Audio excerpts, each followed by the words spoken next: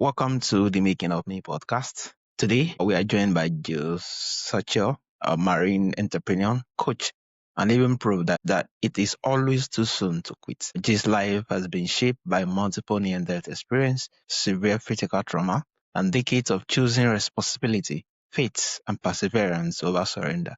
In this conversation, we explore the resilience, urgency, and the strength required to keep moving forward. It's really a pleasure to have you on the show. Thank you, Aro. I'm glad to be here, sir. Yeah, thank you, Been a sir. while. Yeah. Had a So problem. Jay, your stories include several physical traumas and near-death experience. How did those moments redefine your sense of responsibility? I don't know that there's a moment or a minute. It's a culmination of time because I'm 76 years old. Ouch. So I look back and I've been through a lot for many years, many decades, and 3/4 of a century. So whether it was the way I was raised on a farm with a lot of responsibility and, taking care of livestock, helping with crops. I was raised in a very good family, fortunately, because we all know that some people aren't, Yeah. and but those people that aren't still have that opportunity to make that choice because we are all a sum or a total of what we've chosen to do, our choices, where we're at. And some people can sit and say, well, I'm in the hospital for 2 weeks. It's going to be terrible. And it's just, I got to get out of here. Well, I've spent almost 4 years of my life in hospitals. So 2 weeks is nothing. So you just have to look for what's in your heart. What would you like to do? And then work in that direction. So it's kind of like if you see a field of crops that are ready for harvest, they didn't just automatically appear like that. Somebody worked the fields and planted the seeds and cultivated the seeds, and they got water and they got nutrients, and then it became a crop to take out. So I just think going through the multiple death times when I was 19 years old in the Marine Corps by a drunk driver. I was hit when I was 23, and he got run over by his own truck and killed. When I was 31, I jumped in a swimming pool and broke my neck in 4 places and drowned and was paralyzed from the shoulders down, never supposed to move again. And my left arm, it works some. My right arm works from the shoulder, but my hand is paralyzed. It doesn't do anything. I have no tricep. My legs don't work, but a lot of people retire when they're 62 or 63 or 65, and I'm 76, and I'm very involved in companies. I'm doing the podcast thing. I've just written a book, because I believe that people need to realize the importance of life and what life has given and the importance of time.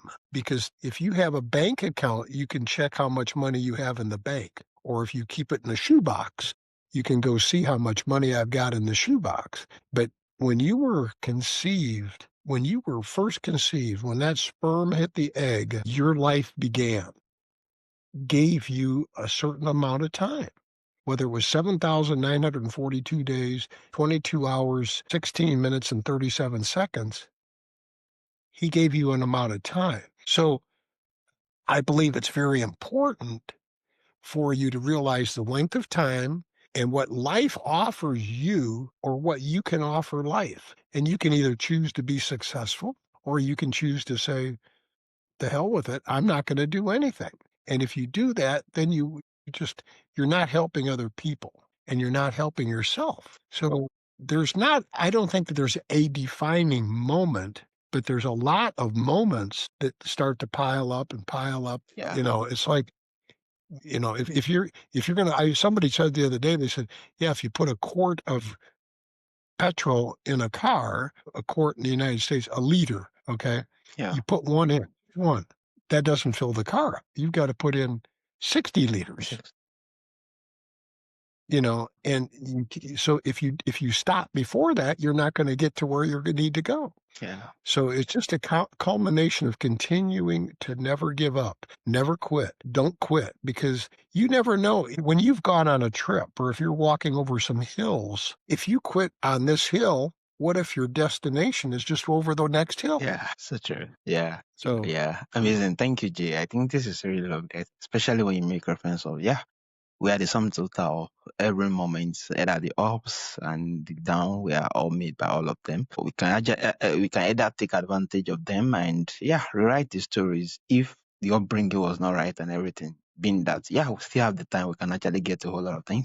And yeah, it just speaks volumes to a whole lot of things. So Jay, you often say that it's always too soon to quit. When was quitting most tempting for you personally? when was what about too soon to quit? Yeah, when was quitting most tempting to you personally? When was quitting something I just didn't want to do anymore? Yeah, I yeah. I, Wait, I when think I was this so understand what you're saying. tempting? Yeah. I never wanted to not quit. I've always wanted to do it. Ever since I was a little boy, ever since I was a little child, I wanted to go do something. I wanted to be out on the farm. I wanted to be with the cattle. I wanted to be climbing a silo, which you may not even know what a silo is, Yeah, but it I holds grain. Okay. I just, I've always wanted to do. So I've never wanted to quit. wow. And when somebody tells me you can't do that, I go the heck with you. I am going to do that, Wow. or you can't accomplish that, or you're not good enough to do that. The hell with you. I'm gonna do it, and find a way. So it's always that I've never had a time when I don't think I can. And, it's kinda like when I died in the Marine Corps, I spent a year in the Naval Hospital, and I was in bed for over 8.5 months in traction.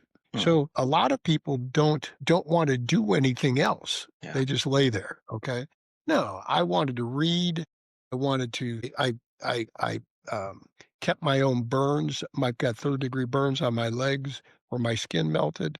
I worked on that by myself. I gave myself my own shots. I stayed busy. I stayed doing Hmm. things. And, there's an old saying here where I come from is busy hands keep a busy mind. Hmm. So if you're very involved right now, thinking about a project, working on a car, making supper, doing something, you're really thinking about it. You don't have time to think about something Yeah. else. So true. So if you read a book or read something good, it just helps you. And every little bit piles up. So if you only do 5 minutes a day and there's 60 minutes in an hour. That's every 12 days you do an hour. So in a year, you just did another 30 hours of learning, of reading, Yeah. of gaining. So in 10 years, you did 300 hours. In 40 years, you did 1,200 hours. That's a lot. Yeah. You just can't quit.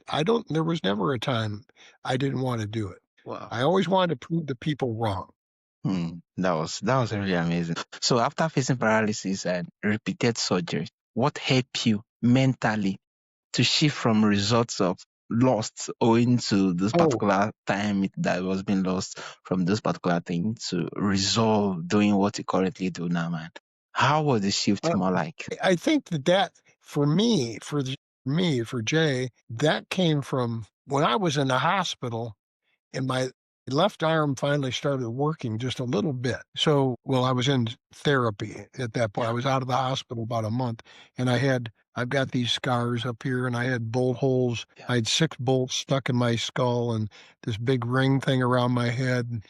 And, my left arm had begun to move a little bit, and then I went to rehabilitation, and when I was with the physical therapist, if they said, "Raise your arm 3 times, try to raise it, try to do it." Okay, well, I'm gonna do it 5 times. Okay, so then they go, "No," I said, 3 times, and I'd raise it 6 times because I'm gonna do it. And they said, "Okay, smarty, do it 6 times." I'll do it 8 times. So always do more than what they yes, expect. And if you keep pushing yourself every time, this morning I went out onto my back porch and I worked my left arm out. It's the only arm I got that works. And it's not in good condition, but I worked it out. yeah, And I got to 100 on the exercises, and I always do 2 more. Yeah. Always do 2 more. Well, when I got to 2 more, I went to 3 more. I went to 4 more.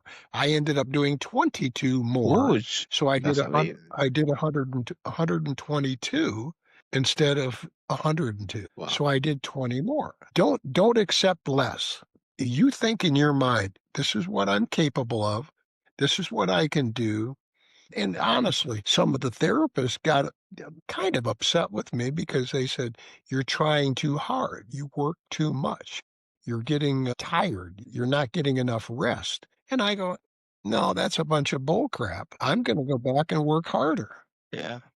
If I hadn't done that, I would never have been able to walk. And Hmm. between the grace of God giving me the ability to keep To pushing keep pushing. and the prayers from other people, I just kept pushing and pushing. I cried a lot. I mean, because when you see something starting to move that was never supposed to Yeah. move, it's like, thank you, Lord. I've got it and I'm going to keep moving it and I'm going to Yeah. keep working it. And now what that does, since you're happy or you're glad or you're excited, it moved. Yeah. I remember the first time my right toe, and it doesn't move anymore. This is 45 years ago. Yeah. The first time my right toe moved was about 2 o'clock in the morning. I called a nurse to have her watch my right toe. That's kind of sounds stupid, but I asked her, I said, watch my right toe and tell me if it moves. Well, it just moved this much. Yeah. She said, "Oh my gosh, it moved." I cried so hard because I worked so hard to make that toe Yeah. move. And I called my wife and I couldn't, she stuck the phone up in the side and I couldn't talk. I was crying too hard. So the nurse told her that I was able to move my toe. But that's encouragement. Yeah. It's like telling you, I know you've been trying to do 60 push-ups Yeah. and you can't ever do more than 20. But every day you try, you do it 3 times a day, and eventually you get to 30 and then 35. And 8 months later, now I can do 60 push-ups. Ooh. And you never thought you could do them, but in your heart, you probably had that belief. You have to believe it. You have to have the faith and believe that you really can do it. Yeah. I can do it. I just got to figure out a way. Yeah. Yeah. Thank you, Jay. This is really amazing. So you actually emphasize on choice and ownership. How do you help people understand their power when life is unfair? That's kind of what I did with the book that I just wrote. It's called The Strength Within You. Mm. In other words, you have a strength within your heart. Okay. I don't know if you can get Amazon over there or get the book, but it's called The Strength Within You. It's Always Too Soon to Quit, Mm. is the name of the book. And I've got a website that's coming out called Never Quit Trying. Never Quit Trying. Com. And they'll have some information on the book and stuff. And as a matter of fact, they can pull up on Facebook. If you have the Facebook, you can pull up uh, uh, Never Quit, or no, The Strength Within You. Okay, the The strength. strength Yeah. within you is going to be that's going to be on the web on a Facebook page, and it'll have sections in there about it. But my point is that I wrote the book because I wanted people to understand, and I did talk about dying. I did talk about my medical issues. I did talk about some of the things that happened. But more importantly, I wanted people to understand that you have a strength within your body that comes from your heart. It comes from your family. Maybe it doesn't come from your family. Maybe it comes from relatives. Maybe it comes from your belief in going to church.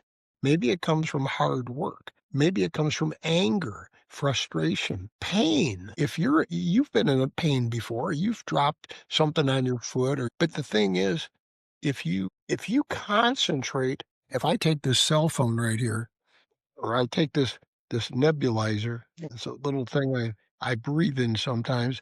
If I take that and I'm working on it, and I'm working on it, and I'm thinking about it, and I'm trying, and I can't get it to work, and I'm doing this, and I'm doing that, I forget about my pain, Yeah. okay? Because you're busy doing something. So you have a strength within you, and pain can be a motivator. But what I wanted to do is people can take those tools that they have and use them for resilience, for courage, for grit. And grit, if I don't know if grit is like sandpaper. Yeah. It's like it gives you grit. It's just tough. It's hard. Determination, perseverance. Take those tools that you have in your body. You have them. You just have to tap into them. And then that helps you overcome adversities, roadblocks, detours, failures, helps you get through in things that you never thought you could, and it makes you stronger. Amazing. How did faith and belief sustain you during your darkest? To me, that's an easy answer. Okay. And I'll tell you why. People can hope all day long. I hope I can hit the bullseye. I hope that I win at checkers or at cards or whatever you're doing. But you hope. Well, hope is hope. I hope I have a birthday party. Okay. But faith and believing is different. Hope is one thing. Hope is a little bit. It's a little bit of I boy, I hope it rains out tomorrow. Yeah. Okay. But if you know and you follow the clouds coming in and the storms and the weather tracking and stuff, and you believe it can, and you've been praying for it, you can have a faith in your heart. When I was going through my paralysis, I had a faith and a belief. I believed I was going to walk. I believed it with every bit of my heart. And at one point, the physical therapist, the occupational therapist, the doctors, and all the people that my doctors, everybody said, we don't know what's going to happen when Mr. Setchell when he's never able to walk because it's going to bother him in his head, mentally. It may affect him. But I never believed I couldn't walk. I didn't know they said that. If they did, I would have punched him in the face because I would have said, how do Yeah. you can't tell me what I can do. I can't tell you what you can do. I mean, if your foot is sore and I tell you you're never going to be able to run again, how do I know? That's up to you. That's a personal choice. So the faith, find the faith that you have. It's there's a word for it and I can't think of the word, but it's not something you can hold in your hand. Yeah. Yeah. Faith It's is not not something you can tangible. hold. Yeah. It's do you believe the sun is going to come up in the east tomorrow? Do you believe that? Yes. Do you believe the sun's gonna come up in the east, Yes. right? Yes. Okay, what if I told you, "No, it's not, it's gonna come up in the west?" No, you're gonna say, "Jay, no, I know it's coming up and I know it. I believe it. I have the faith that it's going to do it." And guess what? Tomorrow morning, the sun comes up in the east. Yeah. No matter what Jay said, you have to believe it. You've got to have that belief in your heart. That's what it comes from. Is it comes from you. It doesn't come from somebody else. I can't put your attitude into your head. That's a thing that Aro needs to do. Yeah. Aro have to have that attitude of success, that attitude of commitment, that attitude of going to accomplish it and never quit. Yeah, yeah. Thank you so much, Jay. It's really been amazing having this particular episode. And yeah, thank you for the whole lot of insight, how you're able to survive it and now become more like a motivation through the book, the strengths. Yeah, yeah, the strength within. It's really, really a whole lot. What is the final message? More like a word of encouragement for those going through tough time. But one thing is, there's 10 two-letter words that are very easy to write down and put it on your mirror, put it on your headboard, put it in your car or something. But always remember, if it is to be, it is up to me. Mm, If it is to be, it is up to me. Because I can't do it for you. I can't take your test for you. I can't take your driver's test for you. I can't eat your supper for you. That's up to you to do that. And then the other thing is that there's an old saying by an American writer that what lies behind us and what lies in front of us are small matters compared to what lies within us. mm, Because you have a strength within you that nobody can see. You have an undiscovered reserve of power, of strength, of belief, and just plain want to, and you're going to do it. And that's you have that. So it's within yourselves. And it's just simply basically at the end of the book, it's not only just the strength within you, it's always too soon to quit. Don't quit. Just don't quit. And you'll be amazed at what you can end up doing because you didn't quit. yeah, amazing. Thank you so much, Jay. And yeah, so for my audience who want to connect with you, who want to reach out, other to get your book or more like to connect with you personally, how can they reach out and which platform is best? I Really, I think I don't know, like I say, I don't know if you folks have Amazon over there or can Yeah, get yeah, they do. Amazon. Yeah, they can book Okay. online. Yeah, It's right online. It's online. It's got a softback. It's got an ebook. There's a hardcover coming out. Should be out this week or next week. okay. And they just came out uh, 2.5 weeks ago, and they're doing really, really good. Amazon.com for the strength within you. It's always too soon to quit. That's really the Yeah. base thing. Yeah, thank you, Jay. Your journey reminds us that resilience isn't about avoiding hardship. It's about choosing responsibility, faith, and action, even when the odds are stacked against you. These stories challenge us to value time, own our choice, and remind us that quitting is really the answer. Yeah, Yeah. to learn more about our Jay's work, you can visit neverquit.com, trying.com. Thanks for listening to The Making of Me. And once again, it's really, really a pleasure having you on the show, Jay. Thank you very much. You Yeah. have a good day over there.